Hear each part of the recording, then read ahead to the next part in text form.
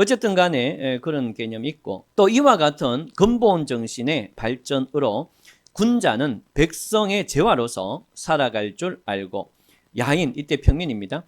평민은 군자들에게 다스림을 받게 된 것이다 라는 구절이 그래서 있게 된 건데, 맹자의 사상을 상세히 점검하여 그 직능적인 사회분업의 견해를 찾아볼 수 있기도 하다, 이렇게 되어 있습니다. 그러니까 맹자를 이렇게 보게 되면 이 사회를 분업 개념으로 이해한 부분도 있다, 이렇게 되어 있고, 설명하는데 맹자는 말하였으되 허행의 도가, 이때 허행은 뭘 뜻하는가 하면은 허행은 사람입니다. 사람. 도는 이 허행이 만든 어떤 사상 관점인데, 이 사람은 모든 사람이 자기가 일해서 자기가 먹고 살아야 된다라는 자급자족을 제창을 하게 됩니다. 그런데 맹자는 어떻게 얘기하는가 하면은 이 허행의 도를 비판을 하면서 사실에 있어서 곡의 지배가, 그러니까 곡식의 지배와 일부 필수품을 차지할 뿐이요. 이것은 무슨 말인가 하면은 곡식을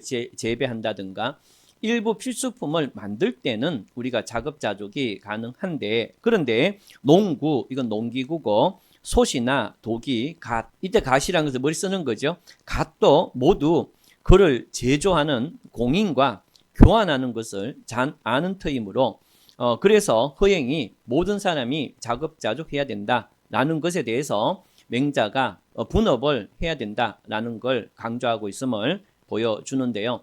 실제로 맹자는 지금 보시는 것처럼 분업이 중요하다라고 얘기하는 듯 해도 이 분업이 중요하다라고 든 이것이 포인트가 아니었다는 겁니다. 그러니까 분업을 혹은 분업이 필요하다라는 얘기를 한 이유가 지금부터 나오는데요. 그런데 맹자는 대인이 할 일과 소인의 할 일이 따로 있으며 한 몸으로 백공의 일을 다 할 수는 없고 반드시 자작한 뒤에 설 수 있다, 이렇게 얘기하는데, 이거 무슨 말인가 하면은 대인과 소인이 다, 이 대인은 소인 대인까지, 또 소인은 소인 대인까지 모두 인간은 다 역할을 할 수가 없다는 거예요. 그래서 대인은 대인의 일을 해야 되고 소인은 소인의 일을 할 수밖에 없는데, 그 대인과 소인이 되는 그것을 스스로 만든 다음에, 그런 다음에 대인은 대인의 일을, 소인은 소인의 일을 해야 된다. 이제 그게 지금 언급되어 있고, 그가 천하를 거느리는 일이다. 그래서 이 그가는 그것이 이런 뜻입니다. 그것이 천하를 거느리는 일인데, 그러므로 혹은 심을 노하고, 이 심은 노하고는 정신적 노동을 하고 이런 뜻이고, 혹은 역을 노한다, 이건 육체적 노동을 한다, 그 뜻인데, 노심자, 즉 정신적 일을 쓰는 사람은 다스리고, 그 다음에 노력자, 육체적 일을 하는 사람은 다스려진다, 이렇게 표현하고 있습니다.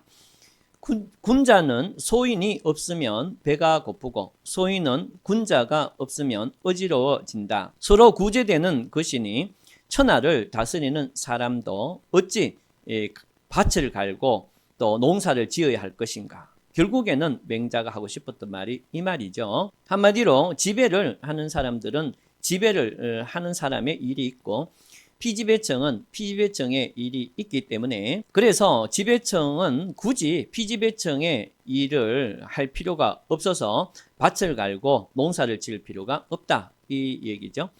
맹자는 그 경제적 직능과 정치적 직능을 이론적으로 구분한 것이, 그러니까 맹자가 이렇게 이론적으로 구분한 것은 후세에 유교를 신봉한 나라에 있어 정치와 생산을 분리케 한 절대의 인유, 즉 이유가 된 것이 아닌가 생각한다. 유교에서는 대인과 소인, 군자와 서중, 이때 서중은 이제 평민을 뜻합니다. 군자와 평민을 늘 구분하는 그러한 동시에 도덕과 도리를 생각하고 숭상하는 사람하고 먹는 것과 이덕을 생각하는 사람을 분명히 갈라놓은 것이다. 이를 말할 때는 이때 이는 이치가 아니고 이익입니다.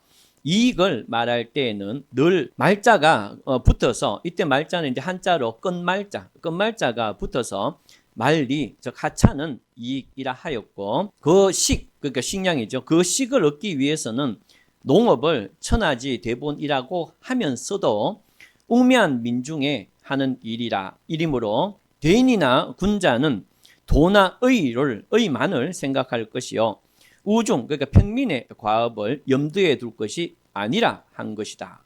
그래서 결국에는 육아는 농업을 천하지 대본이다고 중요하다고 하면서도 오로지 지배계급의 지배를 위한 형태로 언급됐을 뿐이고 이러한 결과 지배청은 일반 서민들의 농업기술 등의 경제적 개념, 실질적인 경제적 개념을 전혀 가질 수가 없는 그러한 처지에 있었다라는 것을 얘기하고 있습니다. 자, 이 뒤의 내용부터는 육아가 적용된 국가들에서 일정한 경제와 관련된 정책들을 시행을 하는데 물론 이 작성자 배성룡이라는 분은 육아는 아이의 경제 정책 자체가 없었다 이렇게 얘기를 하고 있습니다. 그런 부분에 대해서는 다음 영상에서 설명을 계속하도록 하겠습니다. 그러면 다음에 뵙도록 하겠습니다. 감사합니다.